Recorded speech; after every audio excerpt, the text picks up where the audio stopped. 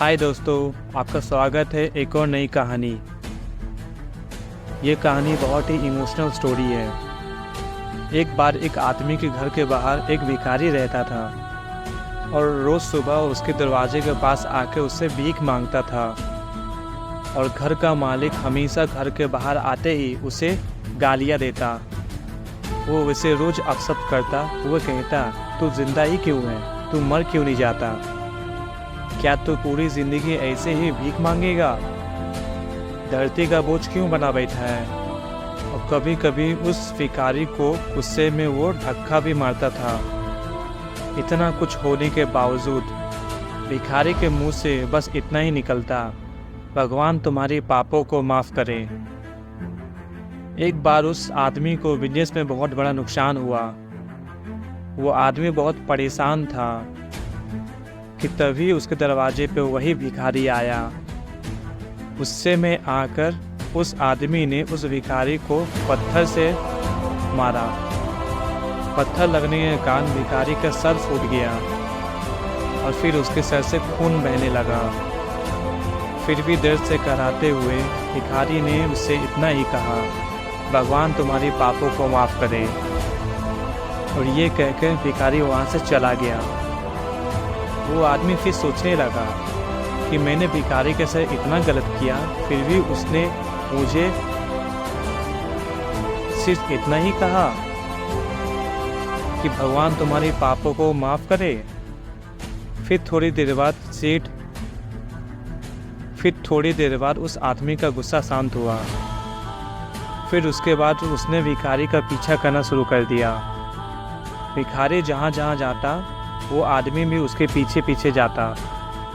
उस आदमी ने देखा, कोई उसे खाना देता तो कोई उसे मारता, कोई इसे अपशब्द करता तो कोई इसे अपमानित करता।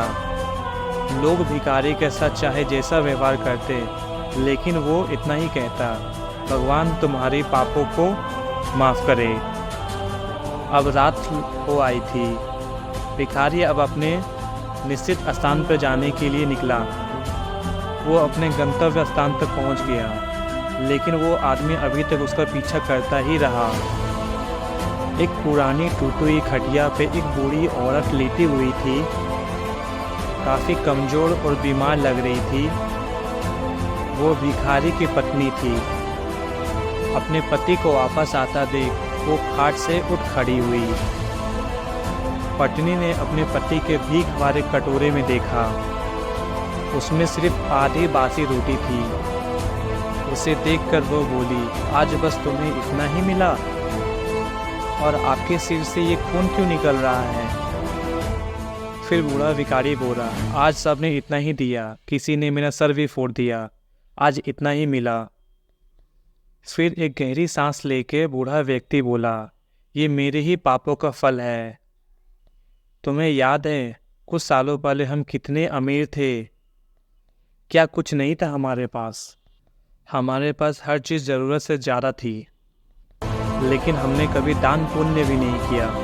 और उससे भी बुरा हमने वो भिखारी के साथ किया जो हमारे द्वार पर भीख मांगता था। उसकी पत्नी के आंखों में आंसू आ गए। हाँ, हम उस बेचारे अंधे के साथ बहुत बुरा करते थे। उसका रोज़ अपमान करते थे, उसे भला बुरा बोलते थे, उसे खाने के लिए रोटी की जगह कागज़ देते थे, उसका मजाक उड़ाया करते और कभी कभी उसे मारा भी करते। मैंने इतना कुछ कहा, फिर उसने एक ही बात कहा, भगवान तुम्हारे किए की सज़ा देगा, भगवान तुम्हारे पापों की सज़ा ज़रूर देगा। उसका श्राप सच हुआ और हम इस दुख भरी ज़िंदगी में आ गए। हाँ, इसीलिए उसका श्राप सच हुआ, इसीलिए मैं किसी को भी बद्दुआ नहीं देता, चाहे कोई मेरे साथ कैसे भी बर्ताव करे।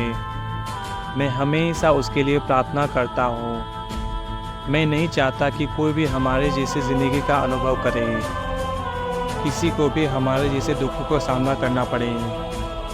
वो नहीं जानते वो कितना बड़ा पाप कर रहे हैं, इसीलिए अनजाने में भी पाप की सज़ा किसी को भी ऐसा ना मिले। वो आदमी वहीं पे छुपकर ये सारी बातें सुन रहा था। अब उसे सब कुछ समझ में आ गया था। भिखारी और उसकी पत्नी ने वो आधी रोटी मिल बांट के खाया और भगवान को धन्यवाद बोला। उसके बाद वह दोनों सो गए। अगले दिन वो भिखारी फिर से भीख मांगने निकला और वही आदमी के घर के पास जाते हैं। उस आदमी ने पहले से गर्म रोटी उसके लिए निकाल के रखा था।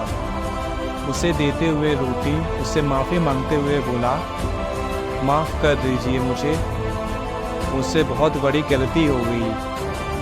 फिर बूढ़ा भिखारी बोला, भगवान तेरा भला करे। इतना कह के वो आगे निकल गया। इस कहानी से हमें सीख मिलती है कि भगवान किसी कर्म के हिसाब से ही उन्हें उसका दंड या पुरस्कार उसे देता है। अगर आपको ये वीडियो पसंद आया हो तो प्लीज़ इस चैनल को सब्सक्राइब करते जाएं। अपने दोस्तों के साथ ये वीडियो शेयर करना ना भूलें। Thank you.